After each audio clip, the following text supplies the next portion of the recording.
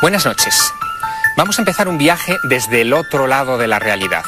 Vivimos en un mundo lleno de misterios y algunos, los mayores, son aquellos que tenemos delante de nuestros ojos permanentemente, que los hemos visto durante años y años y sin embargo no hemos sido capaces de interpretarlos con corrección. Hay un ejemplo estremecedor. Lo ha puesto de moda un libro, un bestseller, que probablemente muchos de ustedes ya conozcan, que es El Código Da Vinci. Un libro que ha vendido más de 500.000 de ejemplares en España, que ha sido traducido a 30 idiomas, del que pronto se hará una producción cinematográfica en Hollywood y que ha descubierto que La Última Cena de Leonardo da Vinci es mucho más que un fresco. Viajemos dentro de ese cuadro. Tenemos que meternos en una obra de casi 9 metros de largo, llena de detalles heterodoxos, extraños. Por ejemplo este. Fíjense ustedes en Jesús. Por primera vez en la historia del arte, Jesús aparece sin la aureola de santidad que pintan todos los artistas hasta ese momento. O por ejemplo, este detalle, la comida que hay en la mesa de la Última Cena. La comida está servida en platos llanos. No hay cordero, no hay carne, como dicen los evangelios, solamente hay pan, naranjas y vino en vaso. Ni siquiera, y ese es un misterio, yo creo que tremendo, ni siquiera está el Santo Grial, el cáliz de la Última Cena. Don Enrique de Vicente, buenas noches. Muy buenas noches, don Javier. Enrique de Vicente es director de la revista Año Cero y está a punto de publicar un libro que se titula precisamente Las claves ocultas del Código Da Vinci. Enrique, ¿en qué medida podemos decir que Leonardo estaba en la posesión de un secreto? ¿Por qué Leonardo pintó esta Última Cena saliéndose del canon tradicional? Ni siquiera Jesús aparece sujetando la sagrada forma, instituyendo la Eucaristía. Lo pinta como un hombre. Bueno, yo creo que Leonardo albergaba no uno, sino muchos secretos. Leonardo, como genio renacentista, como hombre de su tiempo, era un hombre imbuido de toda una cultura hermética esotérica, vamos a decirlo así, y que sin duda profesaba una o varias herejías, que tenía que mantener ocultas ante la presión eclesiástica que indudablemente le hubieran llevado como mínimo a la cárcel. Él se permitió muchas cosas, en La Última Cena y en otros cuadros. Fíjense ustedes qué herejías más curiosas. Vamos a seguir viendo otros detalles de La Última Cena. Hay un detalle en uno de las partes centrales de este cuadro, en el que vemos a San Pedro sujetando una daga, un cuchillo de una forma un tanto peculiar, como si lo escondiera. No sabemos qué es lo que significa, pero quizá Leonardo estaba acusándolo de ser un terrorista, porque de hecho hay una herejía en esa época que es la de los sicarios, que significa precisamente los hijos de la daga, y él, que encarna la visión de la Iglesia ortodoxa tradicional, ahí está sujetando ese cuchillo como tratando de amenazar a alguien. Hay otro detalle que vamos a ver a continuación, que es esa persona que está al lado de Pedro, la que parece ser amenazada por Pedro, que es Juan. Tiene una mano como haciendo el signo de la decapitación, y Juan tiene unas características muy peculiares. Viste con los colores inversos a Jesús, como si fuera el opuesto de Jesús en La Última Cena, algo que es desde luego desde el punto de vista iconográfico muy importante. Montse Hormigos ha llegado aquí desde la Universidad de Valencia, ella trabaja en el Departamento de Estética de esa universidad. Buenas noches, Montse. Buenas noches. Montse, hay algo que dicen de este cuadro y que el Código Da Vinci también subraya, y es que ese personaje, ese Juan que aparece en La Última Cena, quizá no sea Juan, sino una mujer. No es tan Juan, sino María Magdalena. En el Código Da Vinci, Dan Brown afirma que ella era una de las discípulas de Jesús, además era su esposa y amante, y que por eso tampoco aparece el Santo Cáliz, porque el Santo Cáliz es ella. No vemos ningún Santo Cáliz, vemos los vasos, y está muy relacionado con culturas ancestrales matriarcales, donde el caldero de la regeneración, o el cáliz, o una vasija, un puchero, era una metáfora del vientre femenino. Lo vemos en la cultura celta, en la cultura maya, la madrichel, que lleva su caldero de la regeneración. ¿Y cómo es posible que si Leonardo pintó una mujer en La Última Cena? De hecho hay una cosa muy peculiar, y es que este personaje, esta Magdalena, vamos a llamarlo así, aparece con las manos cruzadas, la cabeza inclinada, como Leonardo pinta tradicionalmente a las mujeres, en esa actitud de sumisión que que es tradicional en esa época. ¿Cómo es posible, Monse, que nadie se hubiera dado cuenta? Pues supongo que porque todo el mundo considera que es Juan el que estaba en la última cena. Ahí está la clave de este misterio. Todos hemos visto durante años la última cena, todos hemos dado por supuesto que es la cena pascual, y sin embargo cuando uno comienza a analizar detalle por detalle, nos damos cuenta de que no es tan obvio lo que hay ahí pintado. Les decía antes que no aparece carne en la mesa, no aparece el cordero pascual, que es un detalle muy singular. Ninguno de los personajes, ninguno, tiene halo, el nimbo de santidad que se aplicaría a estas obras. Pero es que Leonardo, y vamos a ver otro detalle más, Leonardo le gustaba jugar con los acertijos. Hay un detalle muy peculiar en un extremo de la última cena, es en el mantel, ese nudo. Bien, en latín el verbo anudar, encadenar, es vincio, que es muy parecido a Vinci, es decir, como conocían también a Leonardo da Vinci. Don Eduardo Blázquez, buenas noches. Buenas. Eduardo es profesor de Historia del Arte en la Universidad Autónoma de Madrid, y la pregunta que tengo reservada para ti es si es posible que Leonardo le gustaran los acertijos hasta el punto de encriptar su propia firma en un nudo en un extremo de la última cena. Sin duda que le gustan los acertijos, y sin duda además que eso formaba parte del mundo en el que él vivía, el del ocultamiento, el de los secretos, el de jugar sobre todo con un lenguaje de jeroglíficos, que además en el caso de las firmas estaba muy extendido. Muchos pintores conocidos del Renacimiento y el Humanismo firman con círculos, con cruces, evocando todo un lenguaje hermético y esotérico muy evidente y muy extendido en el siglo XVI. Hermético quiere decir que viene de Hermes Trismegisto, que es, digamos, la versión griega del dios egipcio Tot, es decir, que había una influencia. Fíjate a dónde podemos llegar. Había una influencia egipcia en el Renacimiento. ¿Se puede llegar a afirmar eso? Sin duda. Muy clara. O sea, en esa época es cuando la corte de los Medici, que son unos de los patrones de Leonardo, son los que traducen el Corpus Hermeticum.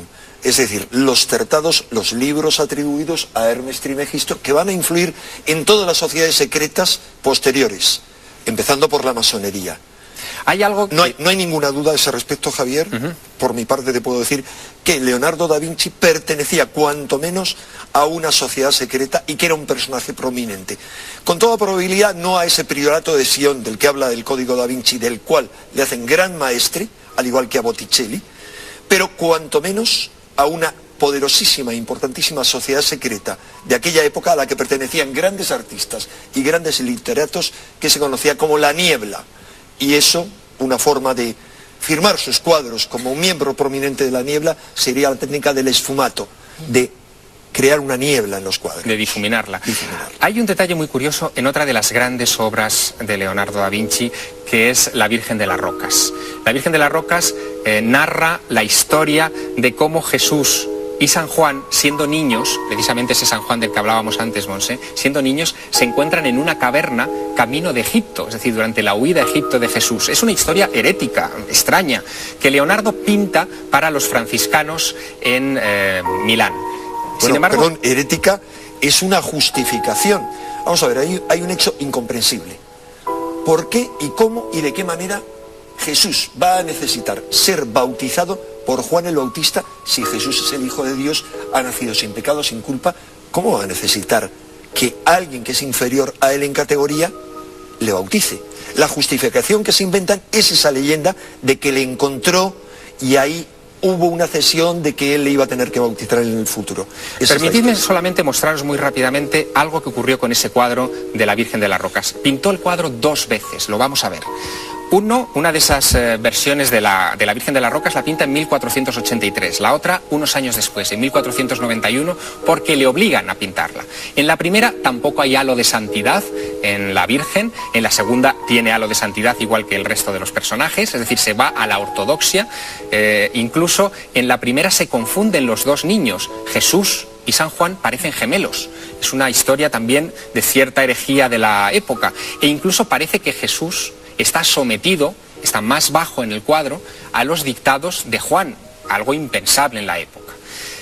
Evidentemente Leonardo vivió en una sociedad llena de herejías, donde defender una idea heterodoxa significaba acabar en la hoguera, como le ocurrió a tantos personajes en ese periodo. Pero contemporáneos suyos, y ese es un misterio que quiero comentar con todos vosotros, contemporáneos suyos llegaron a ver cosas que si las hubieran defendido testimonialmente quizá también les hubieran conducido a la hoguera. Había pintores en ese periodo que vieron lo que hoy llamaríamos objetos voladores no identificados, ovnis. Y algunos los plasmaron en sus obras de arte. Me gustaría sobre todo la opinión de vosotros, expertos universitarios, sobre qué veis ahí. Vamos a ver el primero de ellos. El primero de ellos es un cuadro que se encuentra en Florencia, se llama La Virgen y San Giovannino, la Virgen y el Niño San Juan, y en un extremo, ahí lo estamos viendo, en un extremo se ve perfectamente un objeto oscuro rodeado de rayos, debajo hay un personaje poniéndose la mano en forma de visera y un perro observando directamente a ese extraño objeto. Fue pintado en el siglo XV. Eduardo Blázquez, ¿qué hace un profesor de Historia del Arte cuando de repente se encuentra con algo así? Es tan complicado como descifrar los símbolos del lenguaje del Bosco. Es decir, tienen una parte antropomorfa, hay algo animal, vegetal, no es algo concreto, no es algo reconocible y forma parte de lo intangible. Es decir, es un ser alado que no tiene la forma de los animales que conocemos. Vamos a ver otro ejemplo, porque si fuera uno solamente en Florencia, estaríamos hablando de una excepción. Sin embargo, casi por lo que vamos a ver esta noche aquí, lo vamos a convertir en norma, para que vayan ustedes a los museos y busquen esos objetos extraños. Vean el siguiente cuadro. Se llama La Anunciación, es de Carlo Crivelli, fue pintado en 1486 y lo que anuncia o lo que deja embarazada a la Virgen, según esta iconografía, es una especie de objeto redondo, un mandala, si me apuran ustedes, que lanza un rayo que atraviesa el edificio y da de lleno en el vientre de la Virgen. Muy parecido a fotos de ovnis reales, Enrique de Vicente, como estas de Fort Belvoir en 1957, tomadas por un militar y examinadas por la Fuerza Aérea de los Estados Unidos, en la que vemos un objeto convirtiéndose en nube. Enrique, en 1400 y pico, ¿se veían también ovnis? Se veían en esa época y en cualquiera. Mira, sin ir más lejos, en la historia de España, según una investigación que yo hice hace ya mucho tiempo, cuando era joven, en los años 70, yo localicé más de un centenar de casos de lo que podríamos llamar ovnis en la historia de España. Muchos de ellos eran discutibles, pero bueno, hay algunos que en escritos, en documentos históricos y en documentos de la Inquisición encontramos descripciones asombrosas de objetos circulares de los cuales descienden seres que hablan un lenguaje extraño, y lo raro es que esto se repite absolutamente en cualquier lugar del mundo. Por ejemplo, podemos estar hablando de leyendas, de mitos. ¿Hay algún tipo de constancia documental, histórica, como crónicas serias que hablen de ese tipo de incidentes? Las hay escritas y gráficas. Por escritas me referiré a algo que tú conoces muy bien, que es toda la época de los reyes carolingios. Hay multitud de relatos en los cuales hay objetos en el cielo, de los cuales bajan seres, y se dice que esos seres vienen de Magonia, porque claro, ¿qué iban a decir en aquel entonces? Que los enviaban los magos del enemigo para arruinar sus cosechas, pero no arruinaron ninguna cosecha, por el contrario, tomaban a bordo de esos objetos que los escribían como unos carros redondos, a campesinos del lugar, se los llevaban a otro sitio, decían que habían estado en un país extraño y maravilloso, y luego aterrizaban. Algunos de ellos fueron a parar a la hoguera por haber seguido ese país de los magos, pero hay otros casos, no sé si quieres que te muestre uno de los muchos casos que están documentados gráficamente. Esta ilustración está sacada de la Gaceta de Basilea, es uno de los primeros periódicos u hojas flotantes, y lo raro es que en esa Gaceta de Basilea no hay esta ilustración, sino muchísimas otras. Se ven como objetos tipo cañón de los que salen cosas parecidas a balas o a pequeñas esferas, que es muy parecido. Me explico. Por favor. Hoy en día, durante los últimos 50 años, miles de testigos, incluidos militares de este país, han observado, y se ha fotografiado, cómo hay una especie de puros de los cuales entran y salen lo que llamamos ovnis, objetos circulares. Es lo que se ve en algunas de estas crónicas o lo que se ve en concreto en esta imagen, y eso ha sido observado en España. Pues estoy hablando de una aparición en la cual hubo como testigos miles de testigos, incluidos tripulaciones de varios aviones, y no había ninguna duda de que lo que estaba viendo. Miles de testigos, entre los que se contaron grandes maestros del arte como Aert de Gelder, que era un discípulo de Rembrandt, que en el siglo XVII, casi contemporáneo a esa publicación en la Gaceta de Basilea, observaron cuadros como el que le vamos a mostrar. Un cuadro que es el Bautismo de Cristo, en el que se observa claramente una forma discoidal proyectando luz al río Jordán, donde aparece Juan el Bautista bautizando a Jesús, iluminando la zona casi como lo harían modernas representaciones de ovnis. Lo que ocurre es que aquí, según nos acercamos, dentro de ese ovni está la palomita del Espíritu Santo, que es uno de los iconos tradicionales, Monse, en ese periodo. ¿Tú habías visto alguna vez este tipo de obras de arte? Sí, además están muy relacionadas con la idea de que seres de luz que encarnan en mujeres de carne y hueso, o sea, que dejan a las mujeres grávidas. Entonces, pues se representa también en muchas ocasiones eso, el rayo de luz, como que vienen de las estrellas y encarnan en mujeres de carne y hueso. Hay ejemplos incluso en España. En el retablo de Santa María de Campos, en Mallorca, vamos a observar uno de esos ejemplos. Hemos viajado hasta allí para obtener esta imagen.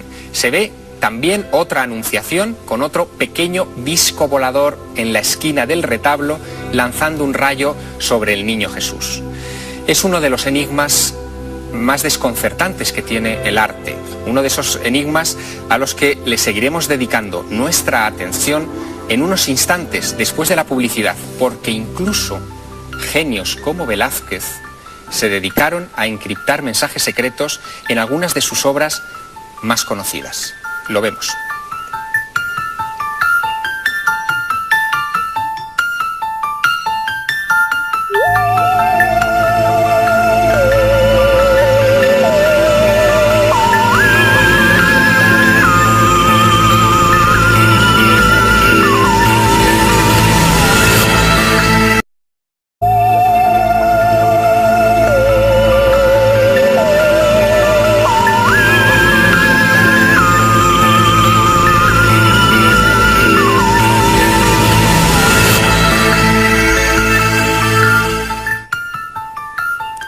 Continuamos nuestra aventura en el otro lado de la realidad. Permítanme mostrarles algo realmente excepcional. Se trata de uno de mis cuadros favoritos. Se encuentra en Montalcino, cerca de Siena, en Italia, y en esta representación que se llama La Exaltación de la Eucaristía hay algo realmente inédito, insólito. Una especie de bola metálica con dos antenas que parecen enroscadas perfectamente en esa bola metálica, que muchos han querido interpretar como un Sputnik. El problema es que este cuadro fue pintado en el año 1600 por Ventura Salimbeni, uno de los artistas favoritos del Papa de aquella época, que incluso decoró la Biblioteca Vaticana en Roma. No se han encontrado explicaciones, pese a que hay otras muchas esferas de esta clase en otros cuadros, pero esta, con esa representación de la paloma entre las antenas, que incluso parece retransmitirla al Papa, que se encuentra en la parte inferior, es realmente sensacional. Es uno más de los misterios del arte, pero quizá el que más cómodo les va a hacer sentir a ustedes es si nos remitimos a un cuadro que se encuentra en Madrid, en el Museo del Prado. Es una de las grandes joyas pictóricas de esa pinacoteca, quizá una de las grandes obras maestras de la humanidad, y que encierra muchos enigmas que descifraremos esta noche aquí. Es Las Meninas de Velázquez. El cuadro conocido hoy como Las Meninas fue titulado en su día La Familia y el retrato de la infanta Margarita con sus damiselas de honor y una enana. En realidad lo que representa el lienzo es la familia creada en segundas nupcias por el rey Felipe IV. Una corta familia compuesta en aquel momento por el matrimonio real y la única hija de ambos, Margarita Teresa, que en aquel momento era la heredera del trono de España. Quizá por ello, el monarca y su jovencísima esposa Mariana de Austria se reflejan en el espejo del fondo de la sala y dejan el protagonismo del cuadro familiar a la pequeña infanta. En torno a la niña se reúne todo el séquito infantil. En primer lugar, las dos damas portuguesas, o meninas, como se llamaba a las adolescentes pertenecientes a la nobleza portuguesa, que tenían el privilegio de acompañar a la personita real en sus juegos, mientras, dada su mayor edad, vigilaban también su integridad. Se unen a ellas en los divertimentos infantiles la enana llamada Maribárbola y el niño, también enano, Nicolasillo Pertusato, bufones deformes ambos adscritos a este séquito infantil, y que, según la costumbre de los Austrias, convivían muy de cerca con sus señores. Por último, cerrando el curioso grupo y a modo de escoltas, dos adultos responsables de toda aquella chiquillería, doña Marcela de Ulloa y un guardador de damas. Dos personajes más se incorporan aún a la íntima escena familiar: el aposentador de la reina, don José Nieto Velázquez, que abandona la estancia, y el propio pintor.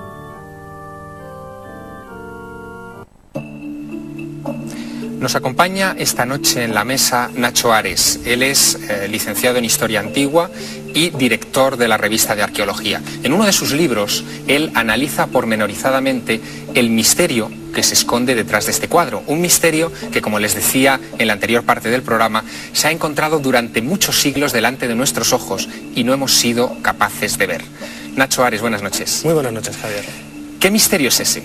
¿Qué es ese enigma que encierra las meninas y que nadie había visto hasta fecha reciente? Pues un enigma principalmente astrológico, ya que las figuras, que es una mera descripción que podemos leer en cualquier libro de los personajes que protagonizan el cuadro de las meninas, pintado por Velázquez en 1656, reconstruyen dos constelaciones muy relacionadas directamente con lo que son los propios protagonistas de lo que es la familia de Felipe IV. La primera constelación se reconstruye uniendo los corazones de los 5 personajes principales, ¿verdad? Sí, efectivamente, como vemos en pantalla, aparece, si unimos con un punto el pecho de las figuras principales del cuadro, se reconstruye lo que es la constelación de Corona Borealis, y no es un hecho baladí, ya que curiosamente la estrella más brillante de esa constelación es precisamente la estrella llamada Margarita, que es el nombre de la infanta que aparece en el centro de la protagonista. Es decir, que hay una intencionalidad por parte de Velázquez a la hora de hacer esto. Efectivamente, la intencionalidad no sabemos hasta cierto punto a qué se debe, pero lo cierto es que está ahí y que, como podremos también hablar, Diego Velázquez tenía cierta cadencia a todo aquello relacionado con la astrología. Incluso hay un catedrático español, Ángel del Campo francés, que investigando este cuadro y esa senda abierta por el descubrimiento de la constelación de Corona Borealis en las Meninas, descubrió algo más, algo que parecía ser un signo astrológico importante para proteger a los protagonistas de este cuadro. ¿De qué signo se trataba? ¿Qué es lo que también está escondido en ese cuadro, Nacho? Podemos ver también lo que es la reconstrucción de la constelación de Capricornio. Y la pregunta que nos tenemos que hacer es ¿por qué la constelación de Capricornio? ¿No? La constelación de Capricornio aparece uniendo las cabezas de todos los personajes. Incluso el trazo del propio mastín, llamado león, que aparece representado al pie del cuadro. La pregunta, como digo, es ¿por qué esta constelación? ¿No? Bueno, gracias a la documentación que se conserva de la época, se ha podido reconstruir no solamente el momento o la fecha, sino también el lugar en el que está pintado, ¿no? Una de las salas de la planta inferior del antiguo Alcázar de Madrid, que ardió en 1734.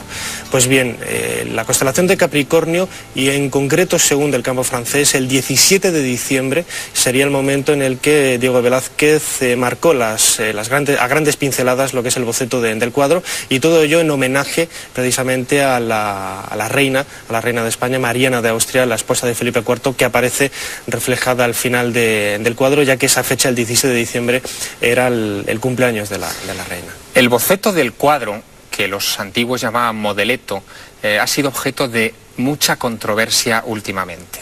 Es uno de los grandes enigmas que orbitan en torno a las Meninas, pese a que las autoridades del Museo del Prado y muchos conservadores no están de acuerdo en admitir que existen unas segundas Meninas. Hay una investigación seria de Matías Díaz Padrón, uno de los grandes conservadores, de los más veteranos del Museo del Prado, que ha investigado esa existencia de unas segundas Meninas en Gran Bretaña. Le preguntábamos hace unos días si era cierto que existen otras meninas en las Islas Británicas. Sí, existen otras meninas en Londres, ¿no?, que conocemos no solamente porque están, no sé, ahí expuestas, conocemos desde el siglo XIX de un lord que las compra en España, a los descendientes de Jovellanos, y sabemos que Jovellanos la poseyó, que Jovellanos habló de ella, hizo un comentario realmente sorprendente y que aparece en el siglo XVII en la colección del Marqués del Carpio. Existen sutiles diferencias entre esos dos cuadros que acaban de ver. Son dos meninas prácticamente idénticas, pero hay pequeñas cosas que han desconcertado a los investigadores como Matías Díaz Padrón, que bien merecen la pena un repaso. El doctor nos lo explica. En el tamaño de esa pintura, la figura de los reyes, que es, como todos saben, una ilusión, no sé, en el cuadro de gran tamaño, que es totalmente algo vago, eso en un cuadro reducido 4 veces se convierte en algo que desaparece. Yo invitaría, ya que utilizamos conceptos técnicos, que si uno reduce una fotocopiadora el cuadro del Prado, esa cosa que es una impresión en el fondo del espejo desaparece. Hay detalles de este cuadro realmente llamativos. Por ejemplo, la pasta fluida empleada en pintar el cuadro del Museo del Prado y el modeleto que se encuentra en Kingston House en Gran Bretaña es la misma. Se puede hablar casi con seguridad de que la autoría es de Velázquez, pero eso ha despertado unas enconadas reacciones en el mundo académico y de los investigadores. Y es que, y eso es una pregunta para Eduardo Blázquez, y es que cuando aparece una idea heterodoxa, extraña, se genera mucha controversia, mucho debate en el seno del academicismo. ¿Por qué? ¿Por qué hay esa especie de rechazo a admitir que, por ejemplo, Velázquez podía tener conocimientos astrológicos cuando se sabe que en su biblioteca había tratados astrológicos? Porque resulta muy problemático, resulta romper esquemas. Viene dado pues por esa idea aquí dentro de las historias del arte de dar la visión siempre admitida por los maestros. Es curioso además en el caso de estas dos obras ver ese juego que plantea Matías Díaz Padrón, donde se ve el valor que tiene el espejo, el velado, el borroso, frente a aquel en el que aparecen las imágenes, ¿no?, donde lo oculto, lo que no se ve, representa un doble mensaje bien diferente y por lo tanto las dos obras se enriquecen. Negar eso es cerrarse en banda. Eduardo, ante la evidencia de los hallazgos del catedrático Ángel del Campo francés, de esa constelación de Capricornio, protegiendo precisamente a los reyes, el espejo con los reyes al fondo de las meninas, un profesor de arte de la Universidad Autónoma, ¿qué opina? Un sector importante opina que hay que ser receptivos a todo y que la diversidad de opiniones enriquece la visión de un cuadro y de una obra espectacular, en donde habría que hablar también de coreografía, habría que hablar de las influencias de esa pintura en el cine de Orson Welles, habría que hablar de lo interdisciplinar y por lo tanto no dar una visión cerrada de las meninas. Hay un detalle, Javier, que me gustaría añadir, es que no tenemos que perder de vista el horizonte de que la obra de arte, como tal, es un sistema, un medio de comunicación que utiliza el artista para transmitir una idea, ¿no? Eso es algo que hay que tener bien claro. Por la experiencia, y seguro que muchas de las personas que nos están viendo, digo la experiencia propia, yo cuando estudié Historia del Arte en la Universidad de Valladolid, con profesores fantásticos, una de las cosas que precisamente echaba de menos era esa interpretación que se podrían hacer de las obras de arte. Es decir, en muchos casos las clases en las aulas se simplificaban a simples descripciones de los elementos que aparecen en estos cuadros, ¿no?, como por ejemplo las meninas o los personajes que aparecen, el propio Diego Velázquez, etcétera, y no se iba más allá de lo que es la interpretación de esos cuadros. Y todo ello es quizás en muchos casos lo que ha hecho hacer ver a algunos catedráticos excesivamente ortodoxos, por ejemplo, en cosas tan importantes como es la simbología en la Edad Media, en las catedrales, por ejemplo, en la Catedral de Amiens, el famoso laberinto que antiguamente había en el suelo, pues decir que ese laberinto tanto era una simple curiosidad para muchachos, es decir, dejando de lado y obviando un simbolismo mágico, casi me atrevería a decir que hasta esotérico, que esos artistas como medio de comunicación intentaban plasmar en sus obras. La conclusión, quizá, Monse, ante una cuestión de este estilo, es que para entender una obra de arte no hay que verlo con los ojos de una persona del siglo XXI, sino meterse en la piel de alguien del siglo XVII, como en el caso de Velázquez, y entender que en aquella época la vida se entendía desde un punto de vista mágico, ¿no es así? Ajá. Y además, ¿en qué cabeza cabe que una obra de arte no solamente tiene un sentido estético o utilitarista, sino que tiene también mucho que ver con lo que quiere proyectar en el cuadro el propio autor? Y algo práctico, porque en este caso estamos hablando de una protección talismánica, es decir, es una protección mágica. Al poner esos elementos en el cuadro, se está protegiendo a la infanta Margarita, que en esa época era la heredera del trono de España. No lo olvidemos, es decir, era precisamente la persona sobre la que recaía la descendencia. Además es un cuadro tremendamente moderno porque, como decía Eduardo, ha influido mucho en el cine. Esto de la estructura en abismo, el cuadro dentro del cuadro, el mostrar el proceso de creación.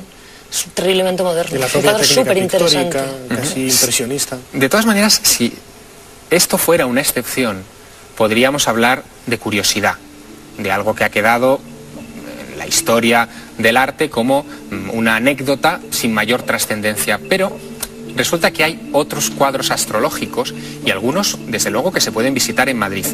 Les invito a que acudan al Museo Thyssen y que asciendan hasta la segunda planta para ver un cuadro pintado por un artista llamado Amberger, que hace un retrato muy singular a un personaje llamado Matthaus Schwartz. Es este que vemos en pantalla.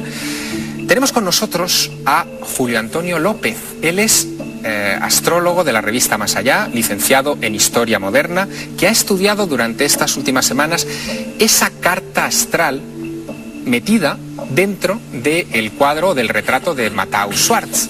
Buenas noches, Julio. Hola, muy buenas noches. ¿Qué es lo que podemos deducir de ese cuadro? Porque vemos el retrato del cuerpo, es decir, el retrato físico de Matthaus Schwartz, pero en cierta manera también ahí está el retrato del alma, con esa carta astral. Efectivamente, el retrato, digamos, espiritual de la persona.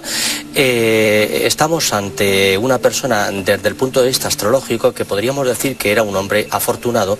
La carta astral de Schwartz, nacido, según dice la propia leyenda del cuadro, el 19 de febrero de 1497 a las 18:30 de la tarde, a las 6:30, aunque para nuestros tiempos habría nacido el 29 de febrero, porque el calendario tuvo una modificación de 10 días en 1582. ¿Y qué nos dice del personaje? ¿Era buena gente? ¿Tenía fortuna? ¿Qué cosas nos dice? Era un tío con suerte.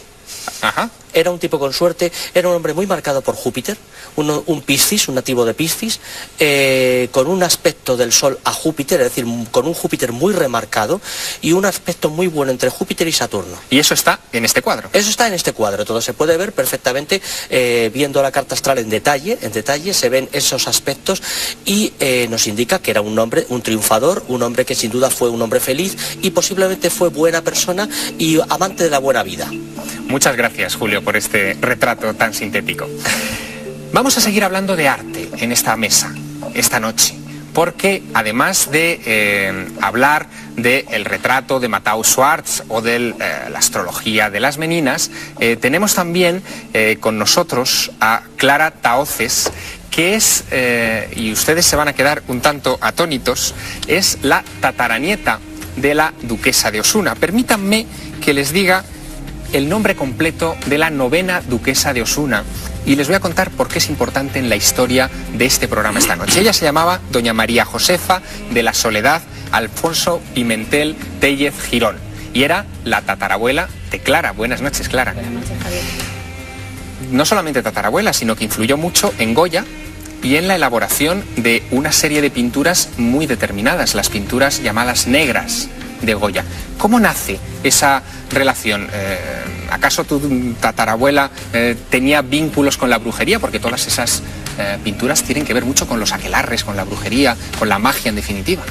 Pues sí, en efecto, la verdad que ella fue una de las primeras mecenas de Goya y entre otros cuadros le encargó una serie de de cuadros relacionados con aspectos de la brujería, lo que llaman la serie de brujas, que son 6 cuadros, entre ellos el famoso aquelarre, que tenemos en mente casi todos cuando pensamos en Goya, y es, por lo que yo he estado investigando acerca de su biografía y de su historia, creo que ella tenía bastante interés por las cuestiones esotéricas. No te diré en concreto si la brujería, porque eso es difícil de demostrar, pero desde luego practicaba el hermetismo incluso de forma viviente en los jardines del Capricho, que era donde ella tenía un palacete de verano. En Osuna, ¿no? Es la Alameda de Osuna. La Alameda de Osuna. Hay una cosa muy curiosa, porque ella parece que encarga esas pinturas precisamente para decorar su gabinete, el lugar de trabajo. Incluso se conserva la minuta que se pagó a Goya por hacer estas pinturas. Sí, efectivamente hay una minuta donde se especifica que los cuadros están en la Alameda, y en una posterior memoria que hace el duque, el marido de doña Josefa, ahí explica que están en la Alameda, y que es más o menos a entender como que se han encargado para la Alameda, para el gabinete de la duquesa, ¿no? Es difícil imaginar una persona que, si no tiene interés en estas cuestiones, decida decorar un gabinete donde trabaja habitualmente con unos cuadros un poco macabros. Montse Hormigos, ¿qué fuerza es la que tiene la brujería y la magia, la creencia en estas cosas en la época de Goya, verdad? Sí, mucha. Además, dentro de la historia de la brujería es un momento muy especial, porque Fernando VII había vuelto a establecer el Santo Oficio, la Inquisición, y entonces estaban haciendo procesos de brujería y de herejía en España en el siglo XIX, que puede parecer una cosa bastante arcaica, ¿no? Porque todos los grandes procesos de brujería que se habían realizado en Europa y en América, pues ya habían pasado. Y Goya, como buen pintor de las costumbres y las supersticiones de su época, supo captar muy bien en los caprichos y en las pinturas negras este gusto que había en España, muy también de los ilustrados, de Moratín, por la brujería. Y por los aquelarres, los sabbats. ¿Tu tatarabuela no tuvo ningún problema con la Inquisición? Bueno, ella tenía una de las bibliotecas, quizá no diré la más importante, bibliotecas privadas de España, no la más importante, pero una de las más importantes. La más importante de magia estaba en el Escorial. Sí, claro, y posiblemente una de las más importantes de Europa. Y como buena ilustrada que era, tenía libros, lo que llamaban libros prohibidos, ¿no? Ella incluso quiso hacer pública esa biblioteca, y en su momento pues se le dio un permiso especial para tener esos libros, pero no podía hacerla pública porque estaban precisamente esos tratados que no se quería que se los consultaran otras personas que no tuvieran, digamos, una cierta relevancia en la sociedad en su momento, ¿no? Goya retrató muy bien en el aquelarre lo que era la reunión de brujas, eso es el significado de aquelarre. Pero en esas reuniones no siempre se permitía el acceso al varón, es decir, que muchas veces se le mantenía al margen. ¿Crees que Goya en algún momento pudo haber participado o haber estado en alguno de estos aquelarres? Porque lo retrató casi como una fotografía. Pues esto es difícil saberlo, evidentemente no me faltan datos para contestar, pero sí es verdad que en cierta medida él lleva una serie de, digamos, lo que llaman la enfermedad de Goya, que en realidad no fue una, sino fueron varios episodios a lo largo de diferentes años y que marcan mucho la trayectoria de su pintura, y a raíz de estas enfermedades es cuando él empieza, digamos, a desarrollar las pinturas más tétricas, más negras, quizá más negras que el propio aquelarre, porque el aquelarre, si lo miramos bien, no es una pintura negra en el estricto sentido de la palabra, su fondo es más bien tenue y hasta incluso un poco claro, y digamos que estos son en cierta medida encargos. Goya destaca como artista ya de una edad bastante avanzada, con 40 y tantos años, ¿no? Que es cuando él desarrolla, digamos, este lado más oscuro, ¿no? Más oculto, digamos. Sí, más oculto. Quédate con nosotros, Clara, porque quiero que veas algo realmente estremecedor. Los expertos lo llaman anamorfosis, y es una manera muy especial de encriptar información en un cuadro. Fíjense ustedes que quizá si lo hubieran descubierto antes, esos pintores hubieran tenido algún problema con la Inquisición, porque a nadie se le escapa que introducir información no controlada en una obra de arte pues podía dar pie a confusiones y bueno, a malentendidos y a graves problemas en esas épocas. Hay una anamorfosis en particular que quiero que vean ustedes. Es un cuadro que se llama el cuadro de los embajadores, es una obra sensacional en la que vemos en el centro una mancha alargada que aparentemente no tiene ningún sentido. Si deformamos el cuadro, vamos a ver que esa mancha se transforma en una calavera. Eduardo Blázquez, tú has estudiado mucho este asunto de las anamorfosis. ¿Qué es lo que significa exactamente la palabra anamorfosis? Es una representación deformada, donde la perspectiva no se estructura de la forma habitual a través del espacio tal y como lo conocemos, sino que se van deformando en una estructura de cuadrículas. La calavera resultante es realmente sobrecogedora. Sí. Es la vuelta al mundo de los secretos que abre las puertas de ese último periodo del Renacimiento, que es el manierismo, que utiliza la deformación, las formas distorsionadas, como una imagen de un nuevo concepto de belleza, donde lo deformado es lo bello. Y aquí, por ejemplo, Holbein, que es el que pinta este... Hans Holbein el joven. Hans Holbein el joven, pinta este cuadro con dos personajes importantes, evidentemente, de su época, un embajador francés y un joven obispo. ¿Y por qué pinta una calavera ahí en medio? Para que nadie la vea. Es un juego con el espectador, es un juego para desvirgar también nuestro ojo y meterle en otra realidad. Y además para recordarnos la importancia que tiene la muerte para todos los ámbitos, incluyendo el cultural, los conocimientos también. Lo efímero está presente en todos los órdenes. Es la presencia de la muerte que nos afecta absolutamente a todos. Si en vez de una calavera hubiera querido representar otra cosa, no sé si existen ejemplos, por ejemplo, de anamorfosis, recogiendo, por ejemplo, escenas eróticas que no quisieran ver por ejemplo, en una iglesia. ¿Esto se ha dado también? Se ha dado, se conocen muchos casos, existen... ¿Y son bromas de los pintores? ¿Es rebeldía del artista?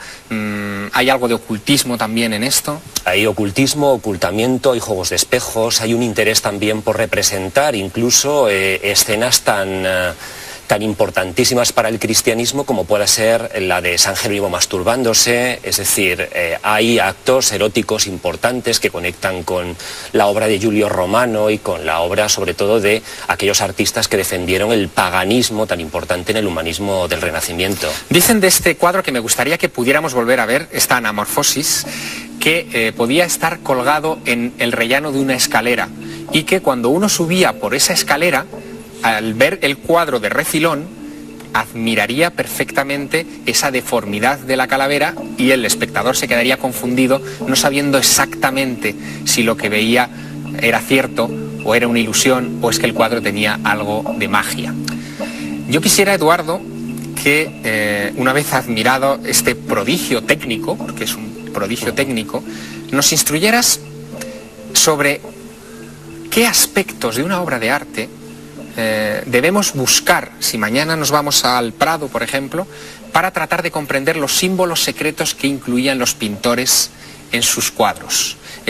Porque existe una especie como de abecedario, es decir, que sabiendo leer los cuadros podemos llegar a comprender su significado profundo. El primero ya lo has contado tú, es decir, y es justamente el que se olvida, el colocarse en el lugar adecuado, la ubicación, es decir, ese cuadro probablemente estuviera en una escalera y hay que desplazarse. Los cuadros del Prado y del resto de los museos están ubicados, están colocados para que nos movamos de un lado a otro, de izquierda a derecha, de arriba a abajo. Prácticamente todos los cuadros del Prado se podíamos verlos desde el suelo, y ahí es donde surge también, en paralelo a la colocación, la presencia de símbolos y de símbolos además muy comunes y muy extendidos, que son los que van contándonos nuevos asuntos sobre los cuadros, donde los objetos o los animales se elevan a la categoría de poema. Transmiten una información amplia, además. Y muy rica, muy enriquecedora. ¿Nos podrías enseñar ese ABC? Es decir, ¿nos podrías mostrar en qué nos debemos fijar mañana cuando veamos una obra de arte? En el Museo del Prado, la visita a la imagen de un pavo real. Esto es un fragmento de la adoración de los magos de Botticelli, nada menos. Cuando nos encontramos un pavo real en Botticelli, ¿qué quiere decir?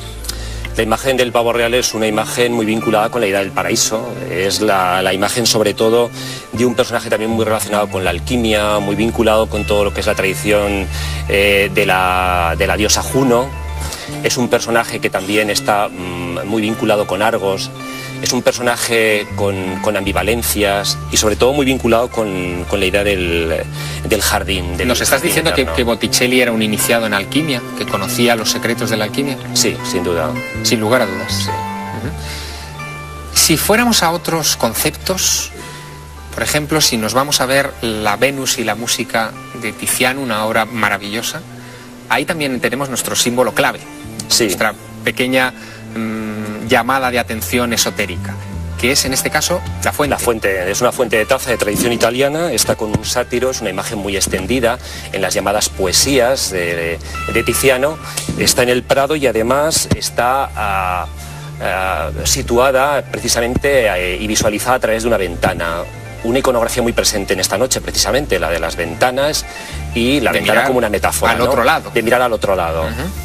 Es una fuente que está también con un pavo real, es la idea de regeneración, la idea sobre todo de vuelta a las aguas, a lo originario por lo tanto, y la vinculación del pavo real precisamente con la fuente está en Amarcord de Fellini, que es la vuelta a los recuerdos, ¿no? Donde la llegada de la primavera se representa a través de la asociación fuente y pavo real. Un momento, estás estableciendo una correlación entre Tiziano, Botticelli, es decir, los grandes del arte, con los que están haciendo cine en nuestros días. Sin duda. Hay una relación, sin duda, también de voluntad esotérica, es decir, de transmitir algún tipo de conocimiento oculto. Sí, y de vinculación, y de interrelación, y de sobre todo de utilizar un canal, ¿no? Hay más símbolos, porque hay muchos más. Volvamos a Botticelli. Hay un cuadro maravilloso de Botticelli que es la Virgen de la Granada. La Granada además con un significado muy concreto, muy definido y muy polémico. Sí, la granada que además en este caso es sobre todo de relación con la fertilidad, con el mito de Proserpina, es la sangre de Baco, es la sangre que la propia Proserpina cuando baja al reino de Hades al infierno pues saborea y disfruta. Pero la fertilidad está en manos de Jesús, es decir, hay una idea un tanto polémica, pero que esta noche desde luego ha estado gravitando en torno a esta mesa, que es la posibilidad, también descrita por el Código da Vinci, de que Jesús hubiera sido fértil, es decir, hubiera tenido descendencia. Eso se puede interpretar incluso en el marco de Botticelli, al que se le atribuye pues, el cierto conocimiento secreto. ¿Esto cómo lo ves tú como profesor de arte? Como profesor, que los profesores tenemos la obligación de no descartar las paradojas, porque nos enriquecen. De manera que aquí lo que hay es un asunto de fertilidad que afecta al mundo femenino y al masculino, donde está muy claro también la idea, por supuesto, de resurrección, que también se ha vinculado con la propia Granada, la idea de unidad, la unidad de la madre y el hijo, por supuesto, también a través de la Granada, y debemos recordar que este cuadro es un tondo, es decir, tiene una forma circular. De manera que esa idea de eternidad, de circularidad, de unión, evidentemente está muy consagrada con la idea también de Botticelli y de los humanistas vinculados con el esoterismo, que es buscar la unidad de las cosas, en relacionarlas todas. Hay un último elemento gráfico que creo que nos vas a mostrar, que es extraordinariamente común, no solamente ya en cuadros, pinturas, sino también en esculturas, en monumentos funerarios, en mausoleos. ¿Qué elemento es ese? Es el perro en una situación además muy peculiar, está también en... es el perro enroscado. Sí. Esto es de la Venus de Urbino, también de Tiziano. De Tiziano, sí, es la idea por supuesto, de fidelidad en amor, está vinculado también además este cuadro con una tradición de cuadros, por supuesto, de matrimonios, de bodas, de nupcias, y de esa manera la fidelidad se incorpora como un elemento fundamental a la diosa del amor, a la representación alegórica del amor, a través de una vía muy significativa que es la de el perro vinculado también con el mundo de los sueños y vinculado, por supuesto, con el mundo del más allá. Cuando vamos a un museo y nos encontramos con esa espléndida Venus de Urbino y vemos el cuadro, exactamente qué es lo que nos quiere decir Tiziano, que esa bella doncella que aparece tumbada sobre el lecho ha sido fiel, o ¿cómo debemos interpretar eso? Es una invitación a los sueños y por lo tanto una invitación a la antigüedad y por lo tanto una invitación hacia su vientre, hacia lo fértil, hacia la ensoñación. Es un poco el canto del arte veneciano. Me decías algo antes que me ha llamado mucho la atención, que es esa conexión entre los antiguos y los modernos, entre los que hacían pinturas y los que hacían cine. Vamos a entrar de lleno en esta parte del otro lado de la realidad, en el arte moderno, porque puede dar la impresión falsa de que solamente han sido los antiguos los que tenían conocimientos esotéricos o metían mensajes secretos o verdades ocultas en sus obras. Pero eso ha llegado hasta nuestros días. Este pequeño reportaje nos lo muestra. Tiempo es el título de esta obra del artista contemporáneo Matty Clarvein. Es una pintura llena de símbolos esotéricos. Los retratos femeninos representan a la diosa triple de la mitología. A derecha e izquierda, una serie de rostros repetidos sugieren la idea de la reencarnación, el paso de una vida a otra escapando a la naturaleza circular del tiempo. En la parte inferior, el huevo, símbolo del origen de todo, se equilibra con un mandala tibetano, símbolo del universo, hablándonos del ser humano como la pieza que conecta el mundo terrestre con el celeste. Desde finales del siglo XIX, el arte ha invocado los secretos del ocultismo.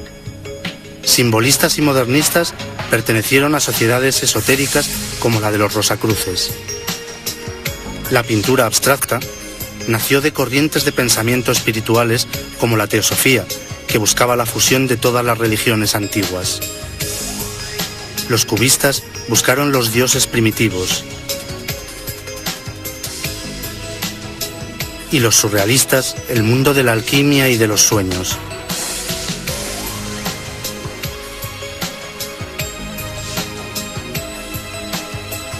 Como sigue haciendo el suizo Hans Rudi Giger, mago negro, creador de Alien y amigo, como Clarvein, del no menos esotérico Salvador Dalí.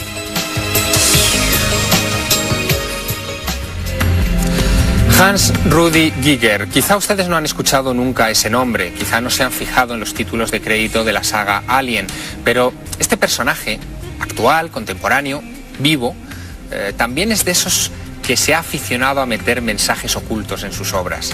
Y Montse Hormigos lo ha estudiado bastante a fondo.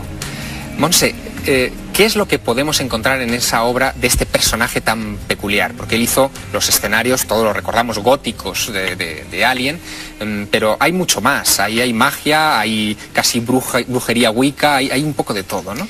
Sí, la verdad es que es un artista de culto, contemporáneo, underground, y es una pena que no se haya dedicado más análisis a investigar sobre su obra porque tiene muchas interpretaciones diferentes. Él se dedica a incluir muchísimas imágenes que se supone que son diabólicas, pero incluye mucho al dios Baphomet, por ejemplo, que es un dios pagano de la fertilidad, a la diosa Lilith, que también es una diosa siro-babilónica de la fertilidad que luego fue demonizada por la cultura hebraica. Y su obra está toda cargada de signos de la vida y de la muerte, ¿no? Fetos, larvas. Entonces ha recibido muchas interpretaciones, entre ellas la de si es satanista. A mí me parece muchísimo más interesante otro tipo de interpretaciones, como la de Stanislav Grof, que es el padre de la psicología transpersonal, que dice que en realidad lo que está representando son postales intrauterinas, que es lo que los bebés sienten en el vientre de la madre cuando se da un mal útero. Entonces, que ese trauma del nacimiento, que se parece mucho al trauma de la muerte, es lo que él representa en sus cuadros. Y por eso tantísimas imágenes relacionadas con la tecnología, con el cuerpo femenino, con la sexualidad. ¿Y hasta qué punto eso es superstición? Es decir, ¿está pintando este tipo de cosas por alguna cuestión supersticiosa? ¿Es magia? ¿Es imaginación? Son recuerdos. ¿Recuerdos? ¿Recuerdos de qué? Recuerdos del estado perinatal. Ajá. Recuerdos es decir, del momento en el que él está en el seno de su propia madre. En el vientre de la madre, que a todos nos marca porque el trauma del nacimiento es uno de los pasajes vitales más importantes. Yo no sé si fueron recuerdos o no perinatales, pero hay uno de los grandes personajes del arte contemporáneo, más este año estamos también de celebración al respecto de él, que es Salvador Dalí. Y Salvador Dalí, entre las cosas que menos se saben de él, pero que más importantes son, está un tarot que él diseñó con Amanda Lear, al parecer para gala, para su musa, porque ella era muy aficionada a este asunto del tarot. Yo os quería simplemente mostrar el tarot de Dalí, que nadie piense que esto es un invento. Salvador Dalí, además de sus grandes obras de arte reconocidas mundialmente, diseñó tanto los arcanos mayores como los arcanos menores del tarot. Y yo lo que quería preguntar a Nacho Ares que también ha estudiado algunas de estas obras, es si Dalí, en este caso, dibujando un tarot, cometió una excepción. Es decir, si también ha habido otros personajes de la cultura contemporánea que también han dibujado tarots o han estado implicados en este tipo de simbología. Hombre, yo creo que eso es un elemento vital, como hemos hablado a lo largo de la charla en esta mesa, que cualquier artista, independientemente de la época en la que haya vivido, pues de forma indefectible no se ha podido separar de él, ¿no?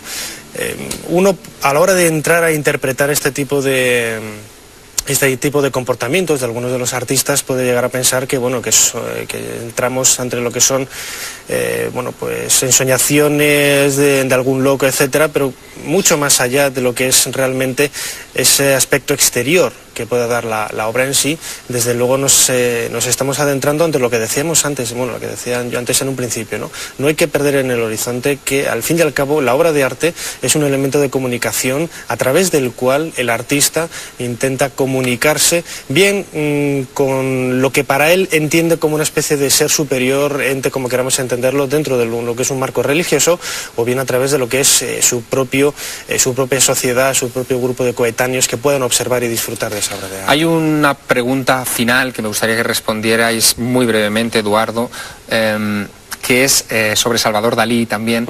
Él comete, digamos, una infracción importante en su vida, que es la de practicar escritura automática. Hay muchas referencias a este punto. Incluso se piensa que podría practicar pintura automática.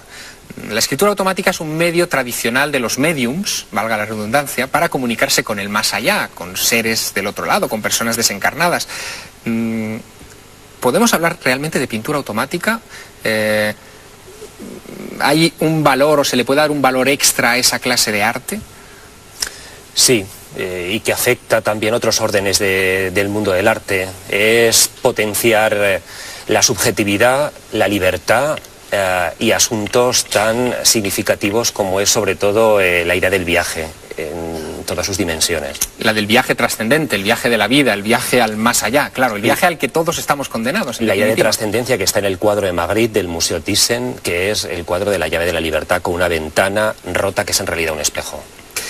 Pues ya lo ven ustedes, el arte es un viaje, la comunicación con el más allá forma parte de otra clase de viajes, y lo que hemos hablado aquí esta noche forma parte de quizá una de las grandes aventuras del ser humano. El arte, en definitiva, nos saca del interior lo mejor que tenemos dentro y nos revela tal como somos. Nos hemos aproximado al otro lado del arte, pero en sucesivas ediciones de este programa nos acercaremos a otros aspectos de esa realidad en las que ni ponemos ni quitamos rey. No queremos inducir a la creencia ni inducir al absoluto escepticismo. Mostramos los elementos, las pruebas. Hoy ustedes han conocido que Salvador Dalí pintó un tarot, o han conocido que Velázquez pintó un talismán astrológico en las Meninas. Si ustedes tienen algo que contarnos, lo pueden hacer a través de nuestra dirección de correo electrónico, el otro lado de la realidad, todo seguido, @telemadrid.es. Monse, Eduardo, Clara, Nacho, muchas gracias por habernos acompañado en esta aventura y esperamos volver a veros en el otro lado. Buenas noches.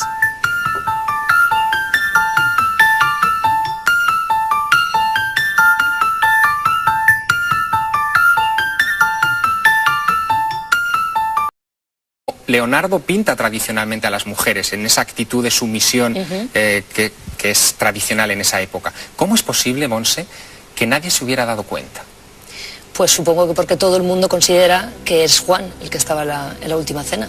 Ahí está la clave de este misterio. Todos hemos visto durante años la última cena, todos hemos dado por supuesto que es la cena pascual, y sin embargo cuando uno comienza a analizar detalle por detalle, nos damos cuenta de que no es tan obvio lo que hay ahí pintado. Les decía antes que no aparece carne en la mesa, no aparece el cordero pascual, que es un detalle muy singular. Ninguno de los personajes, ninguno, tiene halo, el nimbo de santidad que se aplicaría a estas obras. Pero es que Leonardo, y vamos a ver otro detalle más, Leonardo le gustaba jugar con los acertijos. Hay un detalle muy peculiar en un extremo de la última cena, es en el mantel, ese nudo. Bien, en latín, el verbo anudar, encadenar, es vincio, que es muy parecido a Vinci, es decir, como conocían también a Leonardo da Vinci. Don Eduardo Blázquez, buenas noches. Buenas. Eduardo es profesor, pintan todos los artistas hasta ese momento. O, por ejemplo, este detalle, la comida que hay en la mesa de la última cena. La comida está servida en platos llanos, no hay cordero, no hay carne, como dicen los evangelios, solamente hay pan, naranjas y vino en vaso. Ni siquiera, y ese es un misterio, yo creo que tremendo, ni siquiera está el Santo Grial, el cáliz de la última cena. Don Enrique de Vicente, buenas noches. Muy buenas noches, don Javier. Enrique de Vicente es director de la revista Año Cero y está a punto de publicar un libro que se titula precisamente Las claves ocultas del Código da Vinci. Enrique, ¿en qué medida podemos decir que Leonardo estaba en la posesión de un secreto? ¿Por qué Leonardo pintó esta última cena saliéndose del canon tradicional? Ni siquiera Jesús aparece sujetando la sagrada forma, instituyendo la Eucaristía. Lo pinta como un hombre. Bueno, yo creo que Leonardo albergaba no uno, sino muchos secretos. Leonardo, como genio renacentista, como hombre de su tiempo, era un hombre imbuido de toda una cultura hermética esotérica, vamos a decirlo así, y que sin duda profesaba una o varias herejías, que tenía que mantener ocultas ante la presión eclesiástica que indudablemente le hubieran llevado como mínimo a la cárcel. Él se permitió muchas cosas, en la última cena y en otros cuadros. Fíjense ustedes qué herejías más curiosas. Vamos a seguir viendo otros detalles de la última cena. Hay un detalle en uno de las partes centrales de este cuadro, en el que vemos a San Pedro sujetando una daga, un cuchillo de una forma un tanto peculiar, como si lo escondiera. No sabemos qué es lo que significa, pero quizá Leonardo estaba acusándolo de ser un terrorista, porque de hecho hay una herejía en esa época que es la de los sicarios, que significa precisamente los hijos de la daga, y él, que encarna la visión de la Iglesia ortodoxa tradicional, ahí está sujetando ese cuchillo como tratando de amenazar a alguien. Hay otro detalle que vamos a ver a continuación, que es esa persona que está al lado de Pedro, la que parece ser amenazada por Pedro, que es Juan. Tiene una mano como haciendo el signo de la decapitación, y Juan tiene unas características muy peculiares. Viste con los colores inversos a Jesús, como si fuera el opuesto de Jesús en la última cena, algo que es desde luego desde el punto de vista iconográfico muy importante. Montse Hormigos ha llegado aquí desde la Universidad de Valencia, ella trabaja en el Departamento de Estética de esa universidad. Buenas noches, Montse. Buenas noches. Montse, hay algo que dicen de este cuadro y que el Código da Vinci también subraya, y es que ese personaje, ese Juan que aparece en la última cena, quizá no sea Juan, sino una mujer. No es tan Juan, sino María Magdalena. En el Código da Vinci, Dan Brown afirma que ella era una de las discípulas de Jesús, además era su esposa y amante, y que por eso tampoco aparece el Santo Cáliz, porque el Santo Cáliz es ella. No vemos ningún Santo Cáliz, vemos los vasos, y está muy relacionado con culturas ancestrales matriarcales, donde el caldero de la regeneración, o el cáliz, o una vasija, un puchero, era una metáfora del vientre femenino. Lo vemos en la cultura celta, en la cultura maya, la madrichel, que llevaba su caldero de la regeneración. ¿Y cómo es posible que si Leonardo pintó una mujer en la última cena? De hecho hay una cosa muy peculiar, y es que este personaje, esta Magdalena, vamos a llamarlo así, aparece con las manos cruzadas, la cabeza inclinada, como...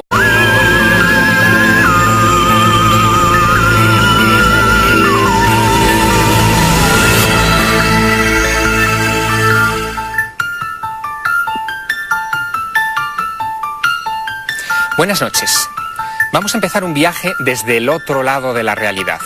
Vivimos en un mundo lleno de misterios, y algunos, los mayores, son aquellos que tenemos delante de nuestros ojos permanentemente, que los hemos visto durante años y años, y sin embargo no hemos sido capaces de interpretarlos con corrección.